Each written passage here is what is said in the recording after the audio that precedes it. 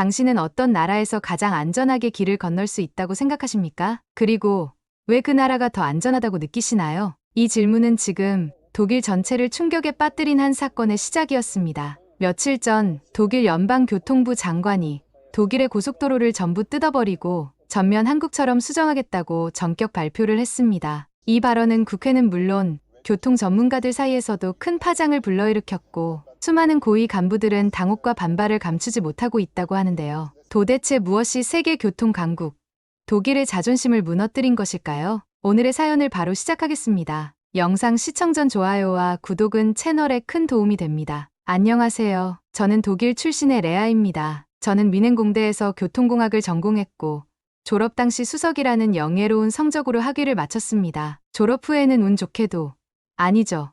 치열한 준비 끝에 세계 최고 권위의 국제교통안전기구의 연구원으로 입사할 수 있었습니다. 그런데 입사한 지 6개월쯤 되었을 무렵 제 인생을 완전히 바꿔놓을 사건이 일어났습니다. 햇살이 따스하게 내리쬐던 화창한 토요일, 오랜만에 부모님께서 지방에서 미넨으로 놀러 오셨어요. 몇 달 만의 만남이었기에 저는 들뜬 마음으로 부모님을 모시고 시내 구경에 나섰죠. 주말 특유의 북적임과 여유가 뒤섞인 평화로운 오후였어요. 저희는 시내 중심가의 한 유명한 레스토랑에서 점심을 먹고 집으로 돌아가는 길이었죠. 아버지가 운전하셨고 어머니는 조수석에, 저는 뒷좌석에 앉아 있었어요. 마리엔 광장 근처의 복잡한 교차로에 들어섰을 때였어요. 신호등은 분명 초록불이었고 우리 차는 조심스럽게 교차로를 지나고 있었습니다. 그런데 갑자기 옆에서 대형 트럭이 우리 차의 오른쪽을 강하게 들이받았어요. 쾅! 하는 커다란 충돌음과 함께 차량은 회전하면서 반대편으로 밀려났고 저는 강한 충격으로 정신을 잃었습니다. 눈을 떴을 때는 이미 병원 침대에 누워 있었어요. 머리가 멍하고 몸 전체가 쑤셨지만 다행히 저는 심각한 외상 없이 가벼운 타박상만 입은 상태였습니다. 하지만 부모님의 상태는 훨씬 더 심각했죠. 아버지는 차가 회전하는 순간 머리를 강하게 부딪혀 뇌진탕을 입으셨고 한동안 의식이 흐릿하셨습니다. 어머니는 더 큰 부상을 입으셨어요. 트럭이 조수석 쪽을 정면으로 들이받았기 때문에 갈비뼈가 여러 대 부러지고 오른팔은 골절된 상태로 중환자실에 계셨습니다. 나중에서야 알게 된 사실이지만 그 교차로는 이미 여러 번 사고가 발생했던 위험 지역이었어요. 교차로 자체의 각도가 비정상적으로 설계되어 있어 서로 다른 방향에서 진입하는 차량들이 시야를 확보하기 어려운 구조였죠. 노면 상태도 말 그대로 최악이었습니다. 아스팔트는 군데군데 패여 있었고 도로의 차선 표시는 거의 지워져 있어 운전자들이 주행 경로를 제대로 인식하기도 어려웠어요. 거기다 신호등은 오래되어 작동이 불안정했고 때때로 아예 꺼져 있을 때도 있었다고 합니다. 더 기가 막힌 것은 이 위험한 교차로에 대한 민원이 수년간 계속 제기되었음에도 불구하고 지자체에서는 예산 부족을 이유로 개선 작업을 미뤄왔다는 사실이었죠. 저는 분노로 가득 찼어요. 국제교통안전기구에서 일하면서도 정작 내 부모님조차 지키지 못했다는 사실은 저를 깊은 자책과 괴로움 속에 빠지게 만들었습니다. 중환자실 침대에 누워있는 부모님의 모습을 볼 때마다 가슴이 찢어지는 것 같았죠. 그 이후로 저는 밤낮으로 책상에 앉아 전 세계의 교차로 설계와 신호체계, 교통사고 유형별 통계와 예방책에 관한 논문과 보고서를 닥치는 대로 읽어내려갔습니다. 마치 스스로에게 사죄하듯 단순히 직장인으로서가 아니라 한 사람의 딸로서 교통안전을 파고들었죠. 그러던 어느 날 회의실에서 열린 내부 브리핑 중 충격적인 한 장의 보고서를 접하게 됐어요. 보고서의 제목은 동아시아 교차로 사고율 비교 보고서였습니다. 저는 단순히 참고용이라 생각하고 넘기려 했지만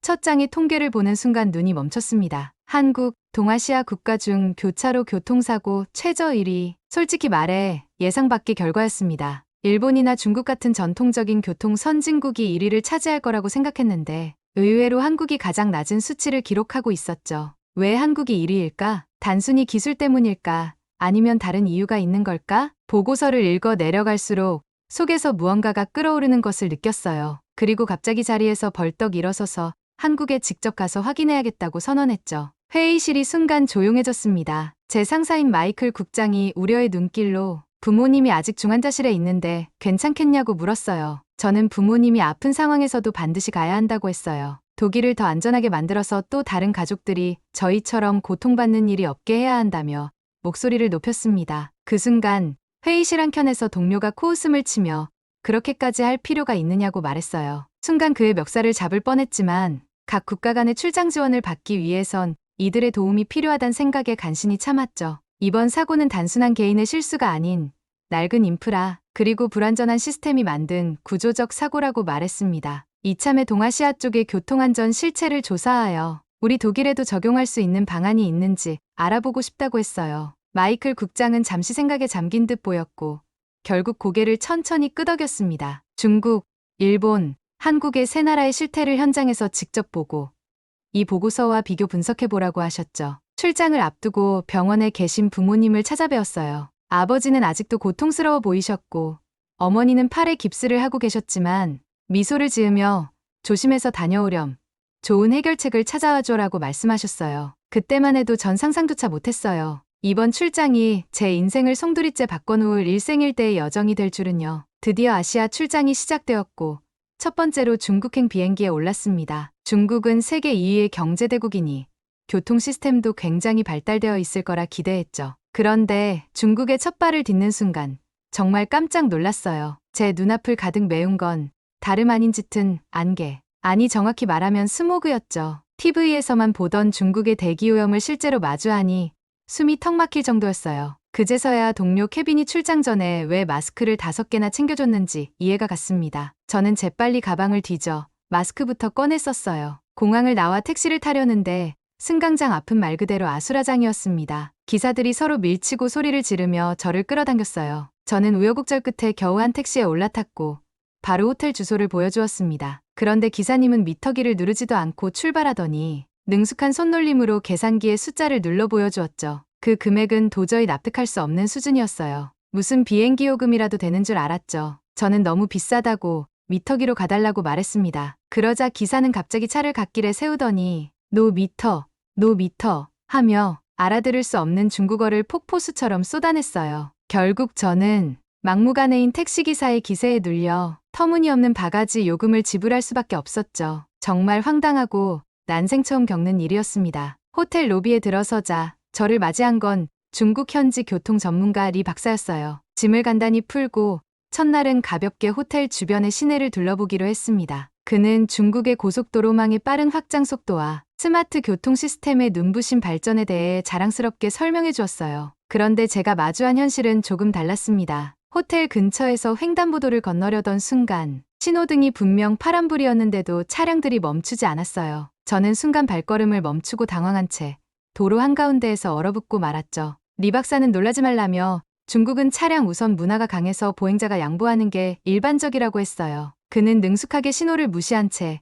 건널 타이밍을 알려주었고 저는 그의 신호에 맞춰 황급히 도로를 건넜습니다. 그 짧은 순간 머릿속에 많은 생각이 스쳐갔어요. 분명 첨단 스마트 시스템을 갖춘 나라라고 했는데 보행자의 안전은 철저히 뒷전으로 밀려나 있는 현실이었죠. 실제로 주변을 살펴보니 보행자 대부분이 신호를 지키지 않고 무단횡단을 일상처럼 하고 있었습니다. 운전자들 역시 신호를 무시하거나 보행자가 건너고 있어도 속도를 줄이기는커녕 경적을 울리며 그대로 지나가는 경우가 다반사였어요. 게다가 오토바이와 전동 킥보드는 더 무질서했습니다. 차도와 인도를 가리지 않고 질주하며 보행자들 사이를 위협하듯 아슬아슬 스쳐 지나갔어요. 이런 현실 앞에서 스마트 교통 시스템이라는 말이 참 무색하게 느껴졌습니다. 다음 날 저는 베이징 외곽의 고속도로를 직접 경험해보기 위해 차를 렌트했어요. 출발 전엔 설렘 반 두려움 반이었지만 막상 고속도로에 진입하자마자 저는 계속해서 긴장을 놓을 수 없었습니다. 차량들은 위험할 정도로 가깝게 붙어서 달리고 있었고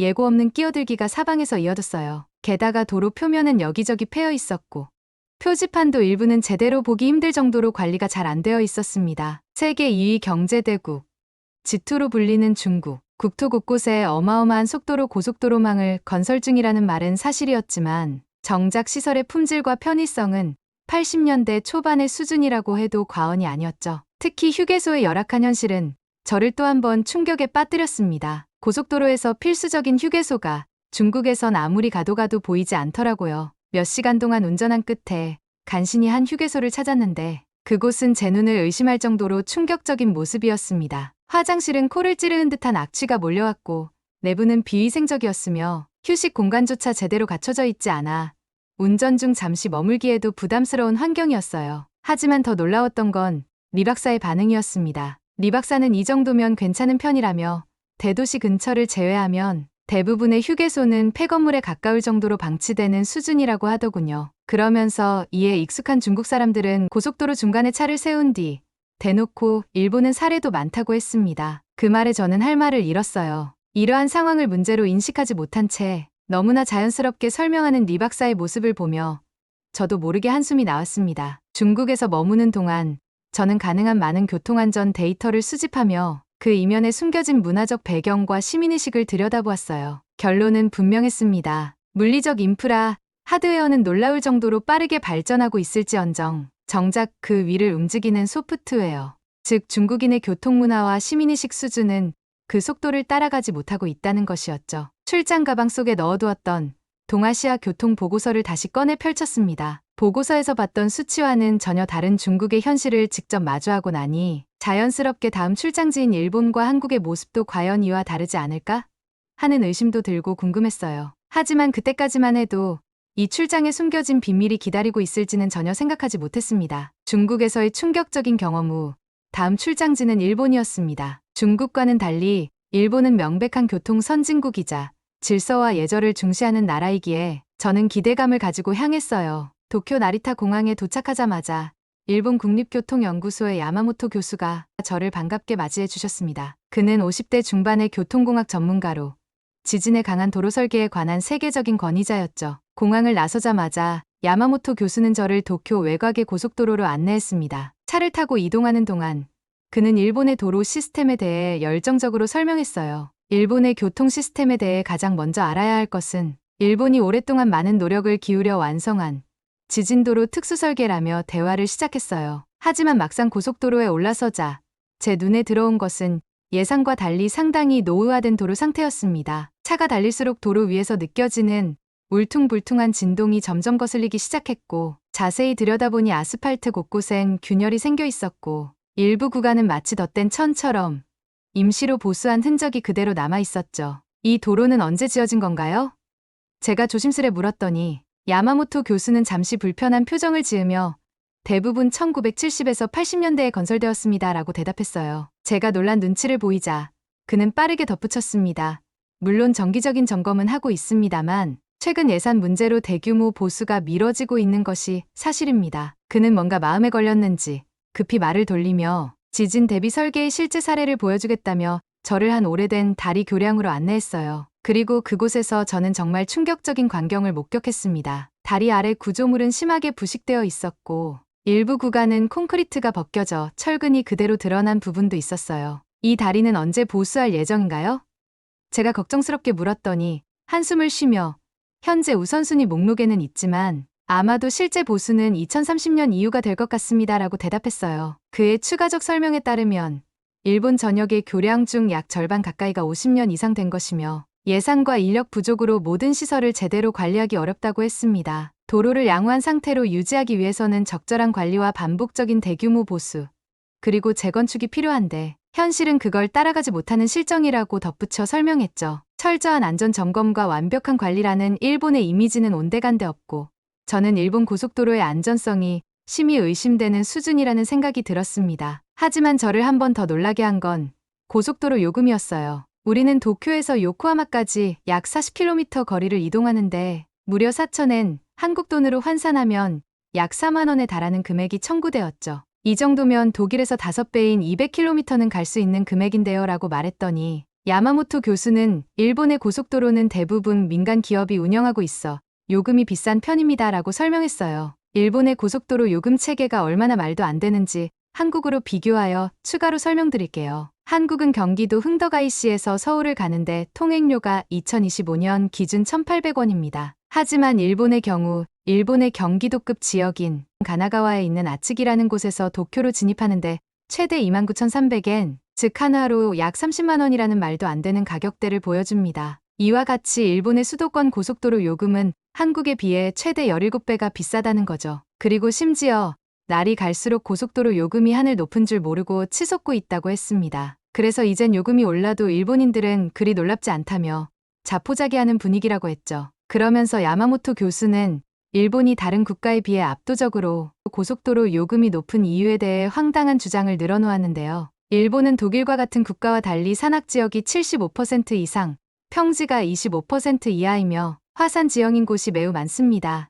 일본 열도의 상황과 지형으로 미루어 볼 때 고속도로뿐 아니라 일반 도로 건설에도 많은 노력과 시간이 필요했던 것이 당연합니다. 그 어느 나라보다 도로 건설 비용이 높죠. 또한 일본인은 세계적으로도 특수한 인종이며 완벽주의적인 성향이 도로 건설에도 나타나고 있다고 생각합니다. 따라서 예산이 빠듯하더라도 하자없는 도로 공사를 진행하기 때문에 고속도로 요금이 비싼 것입니다. 그런데 저는 이 주장에 의문이 들었어요. 산악 지형이라면 한국도 국토의 70% 이상이 산지로 알고 있는데 한국의 고속도로 요금은 독일과 별 차이가 없는 거로 알고 있거든요. 심지어 완벽한 공사를 진행하려고 노력하는 건 어느 나라나 마찬가지인데 이걸 일본만 그런 것처럼 말하는 것도 좀 억지스럽기도 했죠. 일본에서의 일주일을 마치며 저는 제 노트북에 이렇게 적었어요. 일본의 교통 시스템은 분명 체계적이고 정확하지만 노후화와 비용 문제가 심각한 도전 과제로 보이고 있다. 특히 고속도로 요금은 세계에서 가장 비싼 수준이며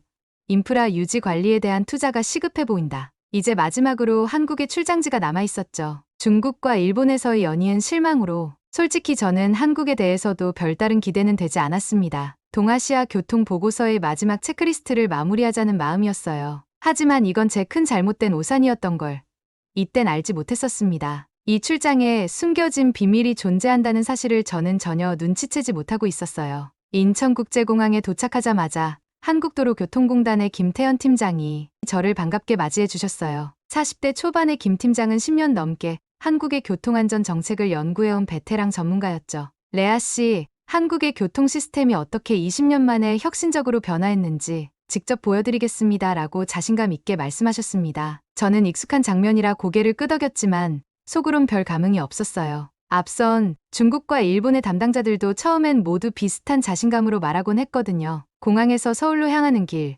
김 팀장은 자랑스럽게 고속도로 하이패스 시스템을 설명했습니다. 한국의 하이패스 보급률은 거의 90%에 달해요. 덕분에 톨게이트에서 발생하는 정체가 거의 사라졌죠. 고속도로 흐름을 유지하는 데 이만한 시스템은 없습니다. 그의 말이 끝나기 무섭게 우리는 톨게이트를 통과하게 되었어요. 속도를 거의 줄이지 않은 채 차는 하이패스 전용 차로로 미끄러지듯 진입했죠. 센서가 빠르게 인식하며 삑 소리를 내는 순간 우리는 마치 아무 일도 없었던 것처럼 곧바로 다시 속도를 내며 주행을 이어갔습니다. 요금소에 멈춰 줄을 서거나 창문을 내리고 동전을 꺼내는 사람은 단 한 명도 보이지 않았습니다. 중국에서 요금소마다 멈추고 줄을 서며 시간을 허비했던 기억, 일본에서 고속도로 요금 때문에 놀랐던 순간들이 자연스럽게 떠올랐죠. 그리고 그와는 대조적으로 한국의 하이패스 시스템은 멈춤도 혼란도 없이 간결하고 효율적인 흐름을 유지했어요. 다음으로 고속도로를 따라 주행하면서 저는 또 한 번 놀라움을 금치 못했습니다. 도로 상태가 지금까지 방문했던 중국이나 일본과는 비교조차 되지 않을 정도로 뛰어났기 때문이에요. 넓고 여유 있는 차선, 매끄럽게 포장된 아스팔트, 선명한 차선 표시, 그리고 크고 명확한 도로 표지판들은 모두 마치 운전자를 위해 완벽히 설계된 공간처럼 느껴졌습니다. 하지만 그 중에서도 특히 인상 깊었던 것은 졸음운전을 방지하기 위한 한국 고속도로만의 독특한 시스템이었어요. 김 팀장은 말했습니다. 고속도로 사망사고의 가장 큰 원인은 과속이나 음주, 차량 결함이 아니라 졸음운전과 주시 태만입니다. 그래서 저희는 이 문제를 해결하기 위해 정말 많은 고민을 했죠. 그러면서 그는 도로 옆 차선에 파여있는 홈을 가리켰어요. 이건 럼블 스트립이라고 해요. 차가 졸음운전으로 차선을 넘게 되면 드르륵 하고 진동과 소음을 주며 운전자를 깨우는 장치죠. 실제로 차 바퀴가 그 홈 위를 살짝 밟자 바로 났고 날카로운 진동과 함께 특유의 소리가 차량 안으로 울려 퍼졌습니다. 순간적으로 정신이 번쩍 들었고 이 얼마나 단순하면서도 효과적인 발상인가 싶었죠. 이건 단순한 기술이 아니라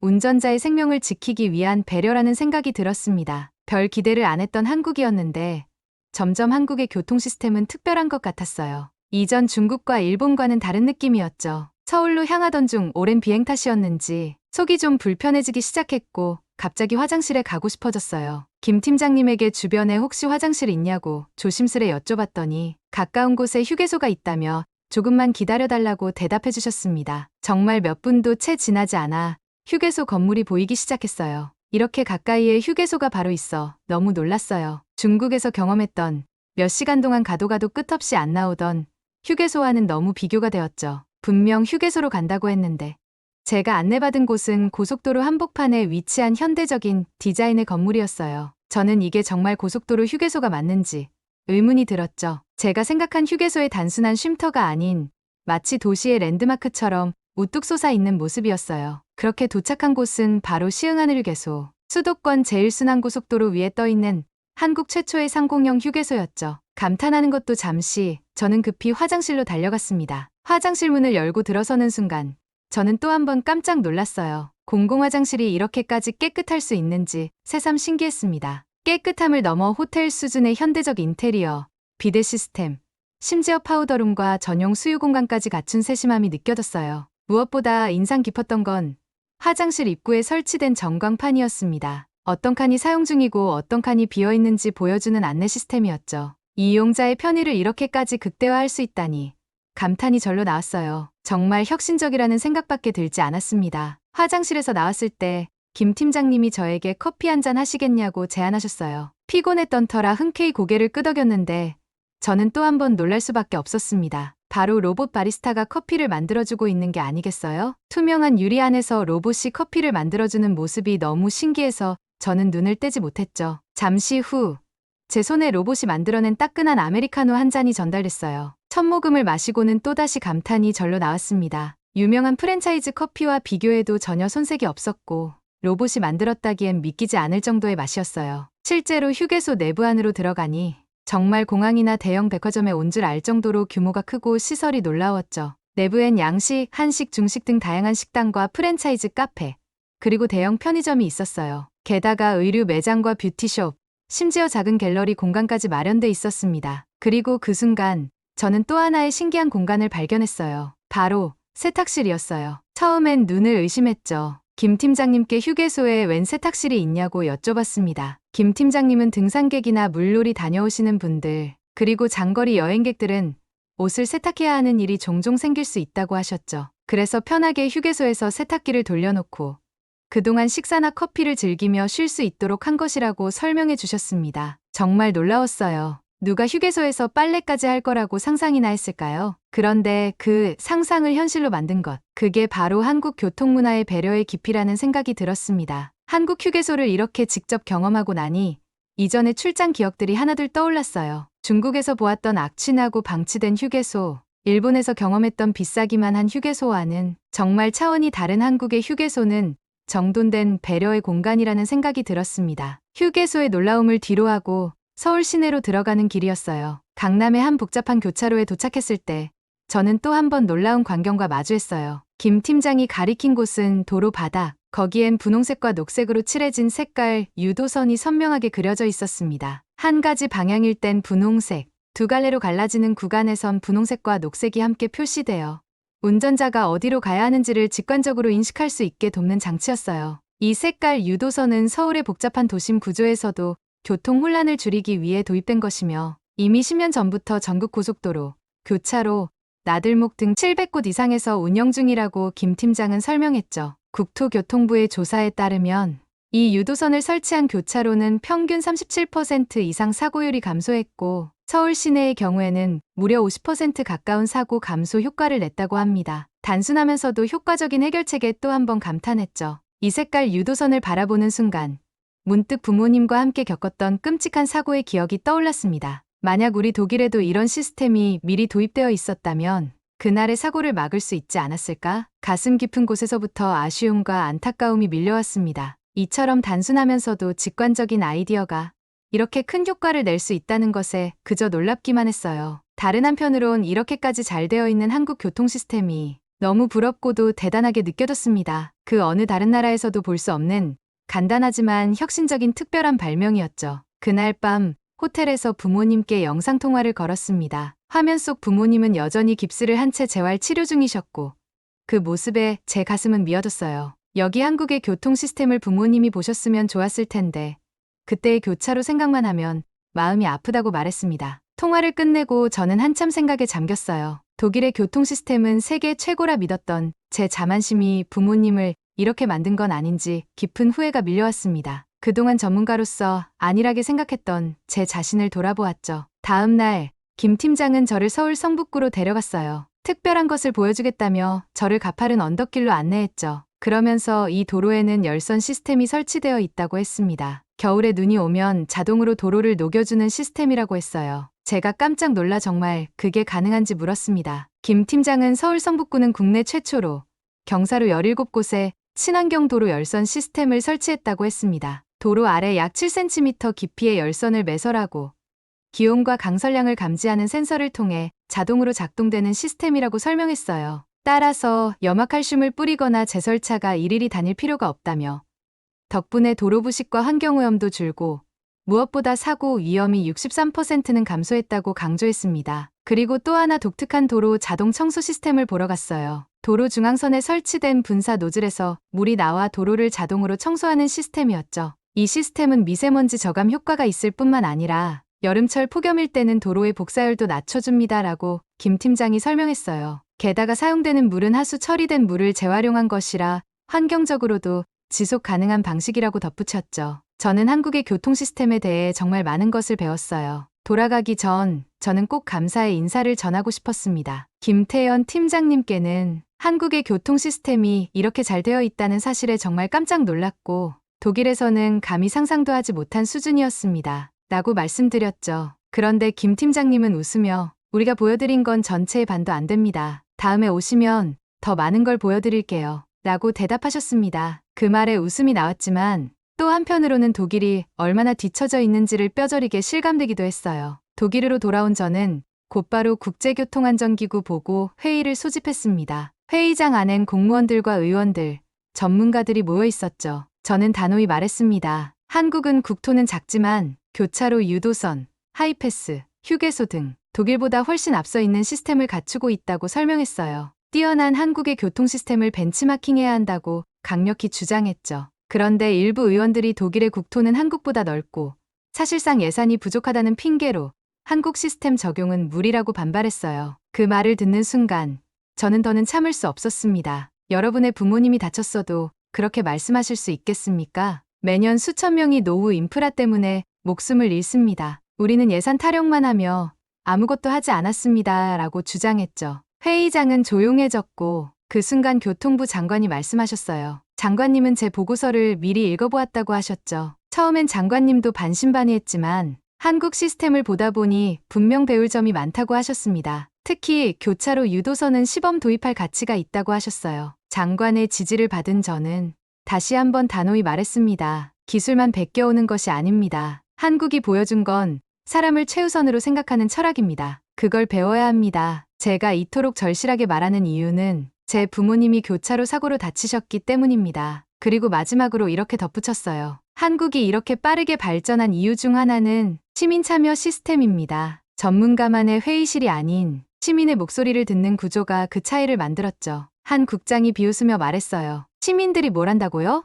전문가도 아닌데요. 그 말에 저는 자리에서 벌떡 일어나 말했습니다. 전문가인 우리가 막지 못한 사고입니다. 시민은 자신들의 삶과 안전을 누구보다 잘 알고 있어요. 그 순간 장관이 손을 들어 분위기를 정리하며 말했습니다. 레아 씨 말이 맞습니다. 우리는 오랫동안 시민의 목소리를 무시해왔는지도 모릅니다. 한번 시도해볼 가치가 있습니다. 그렇게 해서 교차로 유도선, 하이패스 시스템, 휴게소 시스템의 도입이 독일 역사상 최초로 정식 채택되는 순간이었습니다. 한국에서 돌아온 지 한 달 후 제 부모님은 긴 재활을 끝내고 드디어 퇴원했습니다. 몸은 아직 완전히 회복되진 않았지만 부모님은 제게 더 안전한 세상을 만들어줘서 고마워라고 말해주셨어요. 그 말을 듣는 순간 저는 다시금 다짐했습니다. 단 하나의 생명도 무책임한 시스템 속에서 희생되어선 안 된다고요. 여러분, 제가 경험한 건 한국 교통 시스템의 극히 일부에 불과했습니다. 하지만 그 안에 담긴 철학과 실천은 저를 완전히 바꾸어 놓았죠. 혹시 여러분이 자랑하고 싶은 한국의 교통 시스템이나 시민 안전 아이디어가 있다면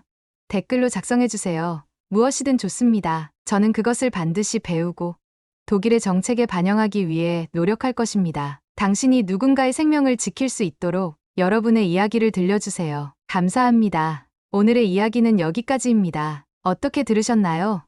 오늘의 사연에 대한 여러분의 생각을 댓글로 남겨주세요. 함께 나눠보고 싶습니다. 오늘 사연이 마음에 드셨다면 구독, 좋아요 부탁드리겠습니다. 긴 이야기 끝까지 들어주셔서 진심으로 감사합니다. 앞으로도 더 좋은 사연으로 여러분을 찾아가겠습니다. 시청해 주셔서 감사합니다.